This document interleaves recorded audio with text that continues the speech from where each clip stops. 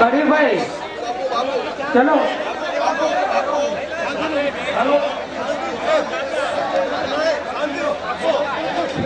હવે શાંતિ રાખો ભાઈ હમણાં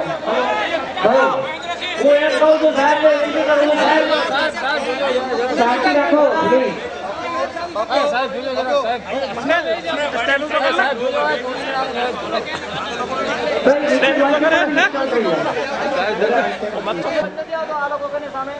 માઇક આપો એમને ગરીબભાઈ શાંતિની વાત કરો અને પછી પ્રશ્ન પૂછી લો એને જે જવાબ આપે એ પણ એને ક્રોસ નથી કરવાનો આમાં અમે અહીંથી જે જવાબ મોકલીશું ત્યાં ઉપર તપાસશે તમે લખીને આવેલો તે પ્રશ્નો પણ આપો અમને બે વસ્તુ કરો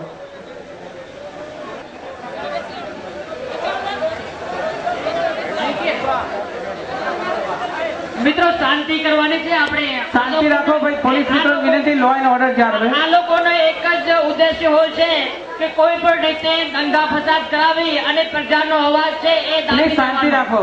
આપણે એ લોકોના એન્ટી સોશિયલ એલિમેન્ટ્સ ને આપણે નેગ્લેક્ટ કરવાનું છે કારણ કે કંપની અને અમુક તત્વોનો એક જ ઉદ્દેશ્ય હોય છે કે આ પબ્લિક હિયરિંગ છે એ અવાજ રૂંધાઈ જાય આપણે એમાં નથી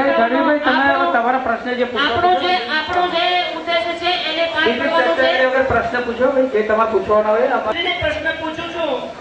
કે આ જે શિપ બ્રેકિંગ યાર્ડ છે કે શિપ જે હોય છે એની અંદર જે છે આટલા બધા કેમિકલ નીકળશે પોલીવિનોલ ક્લોરાઇડ PCBCS પોલીવિનોલ ક્લોરાઇડ એ કેટલા પ્રમાણમાં નીકળશે PVC અને PCBCS કેટલા પ્રમાણમાં નીકળશે અને એની નિકાલની શું વ્યવસ્થા કરવામાં આવી છે જ્યાંથી નીકળવાની સંભાવના છે તે વિશેની વિસ્તૃત માહિતી ડ્રાફ્ટ EIA રિપોર્ટમાં પાના નંબર 98 અને 99 પર આપેલ છે PCB જેમાં રહેલું હોઈ શકે તેવી સાધન સામગ્રીને નિયત કરેલા સ્થાન ઉપર તોડવાની પ્રક્રિયા કરવામાં આવશે ઇલેક્ટ્રિકલ વાયર કે જેમાં PCB હોય છે જો તે ડેમેજ થઈ ગયા છે તો તેને અલગ કરીને માર્ક કરવામાં આવશે PCB ધરાવતા કચરાને હેઝાર્ડસ વેસ્ટ મેનેજમેન્ટ હેન્ડલિંગ અને ટ્રાન્સબાઉન્ડરી મૂવમેન્ટ રૂલ્સ 2008 રૂલ નંબર 19 મુજબ અલગ કરીને નિશ્ચિત સ્થાન પર લેબલ લગાવીને રાખવામાં આવશે અને તેનો ડિસ્પોઝલ રૂલ નંબર 21 અને 22 પ્રમાણે અધિકૃત GSDF સાઇટ ઉપર જ કરવામાં આવશે PCB સંબંધે EIA રિપોર્ટમાં વિગતનો ઉલ્લેખ કરેલ છે ની વ્યવસ્થા હેઝાર્ડસ વેસ્ટ મેનેજમેન્ટ હેન્ડલિંગ અને ટ્રાન્સબાઉન્ડરી રૂલ્સ 2008 પ્રમાણે કાયદા પ્રમાણે અમે કરીશું તમે એ જવાબ નથી આપ્યો કે હેલ્થ ઉપર અને હ્યુમન ઉપર શું અસર થશે હું એ પ્રશ્ન પૂછું આ હોમવર્ક વગર આયા નહીં લગતા હે PC જેવા રિસર્ચ પેપર છે પરંતુ અમે ભારતમાં જે પ્રમાણે કાયદો છે તેનું પાલન કરીશું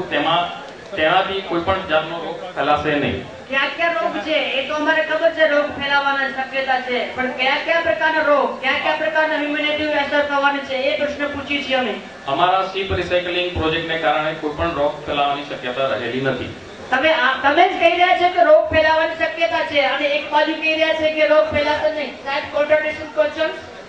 અમે સાહેબ કાયદાના નિયમ પ્રમાણે જે રીતે તેનો નિકાલ અને વ્યવસ્થા એના સંગ્રહ કરવાનો છે તે પ્રમાણે કરીશું જેથી તેમાંથી કોઈ રોગ ફેલાવાની શક્યતા રહેલી નથી પર્યાવરણ કાયદા ઉપરાંત અમે ફેક્ટરી એક્ટમાં જે વર્ક ઝોન રિલેટેડ જે કાયદાઓ છે તેનું પણ ચુસ્તપણે પાલન કરવાના છે તેથી કોઈ પણ જાતનો રોગ ફેલાશે નહીં EIA રિપોર્ટની અંદર એનો ઉલ્લેખ કેમ નથી કે આ પ્રકારનો રોગ ફેલાશે અથવા આ પ્રકારના અમે પ્રિકોશન મેજર લેશું EIA રિપોર્ટમાં ચેપ્ટર 4 માં એન્ટિસિપેટેડ ઇમ્પેક્ટ્સ એટલે કે આનાથી થતી અપેક્ષિત અસરો અને તેના નાશવા માટેના ઉપાયો એટલે દરેક પ્રકારના હવાનું પર્યાવરણ પાણીનું પર્યાવરણ જમીનનું પર્યાવરણ નોઇઝનું પર્યાવરણ એટલે ધ્વનિનું પર્યાવરણ રોકવા માટે જે ઉપાયો કરવામાં આવે છે તેની પણ વિસ્તૃત માહિતી આપવામાં આવેલ છે આ ઉપરાંત આ ડ્રાફ્ટ EIA રિપોર્ટ એ ભારત સરકારે જે terms of reference expert appraisal committee જે MOF નક્કી કરે છે તેના આધારે કરવામાં આવે છે આ ઉપરાંત તમારા જે સૂચનો છે તે પણ અમે ફાઇનલ EIA રિપોર્ટમાં ઇન્કોર્પોરેટ કરીશું PCBS ની અંદર કઈ જાતના રોગ ફેલાય છે એની અંદર એક જવાબ આવે છે સર ક્યાં રોગ ફેલાય છે એ તો કીધું નથી બરાબર આ ક્યાં રોગ ફેલાય છે એ અમે પૂછી છે કે એનાથી શું થાય છે તાવ આવે છે માથું દુખે છે કે બીજું કોઈ આવે છે ક્રોનિક ઓર્ડર થઈ શકે જે અમારા પ્રોજેક્ટની થવાની સંભાવના નથી પણ તેના વિશેની જનરલ માહિતી અમે ડ્રાફ્ટ EIA ના પેજ નંબર 98 માં આપેલ છે જે ઇંગ્લિશમાં છે હું થોડુંક વાંચું છું chronic exposure leads to severe acne, edema formation, microsomal enzyme induction, porphyric action, oestrogen activity, immunosuppression વગેરે. એટલે આનાથી ચામડીને બળતરાના રોગો એટલે સોજા જેવા રોગો થઈ શકે છે, પરંતુ અમારા પ્રોજેક્ટમાં આ કશું થવાની સંભાવના નથી, કારણ કે તેના નિયમોનું ચુસ્તપણે પાલન સાયન્સ એવું કહે છે, આપણે સાયન્સની વસ્તુ નકારી નથી શકતા કોઈ. કે સાયન્સ એવું કહે છે કે આ પીસીબીએસ ની રોગ થાય છે, અને આ લોકો કયા હિસાબે કહે છે કે આ રોગ નહીં થાય. પીસીબીએસ તો લાવે છે અહીંયા, પણ એ કયા નિયમો પ્રમાણે અને કયા એવી કોઈ સ્ટડી કરી છે આ વિસ્તારમાં કે આ રોગ નહીં ફેલાય. અને એના પ્રોજેક્ટ રિપોર્ટમાં કે જે પ્રેઝન્ટેશન છે એની અંદર એવી કોઈ વાત નથી કરી આ લોકો કે જે સમરી છે એ રિપોર્ટની ગુજરાતી એની અંદર આ લોકો આવી વાત ઉપર કઈ પ્રકાશ પાડ્યો નથી. શા માટે અમે પ્રશ્ન પૂછીએ છીએ આપને આપેલ છે, અને એ પેજ નંબર 98 ના ડ્રાફ્ટ ડીઆઈએ માં અમે ડિટેલમાં મિનિટ્સમાં પણ એઝ એ એનેક્સર સમાવેશ કરી લઈશું રિપ્લાયમાં. આજે તમે એનાથી કેન્સર થાય છે જે આ એલસીડી ઉપર પ્રેઝન્ટેશન છે એની અંદર તો બતાવવામાં આવ્યું નથી કે આ પ્રકારના અમે પ્રિકોશન્સ મેજર લેશું અને આનાથી રોગ થશે કે નહીં થાય, કે આ પ્રકારના રોગ થશે એ કઈ બતાવવામાં આવ્યું છે ખરું? પ્રેઝન્ટેશનમાં અમે અપેક્ષિત અસરો અને તેના નાથવાના ઉપાયો બતાવેલા છે, જેમાં હવામાં પણ જે અપેક્ષિત અસરો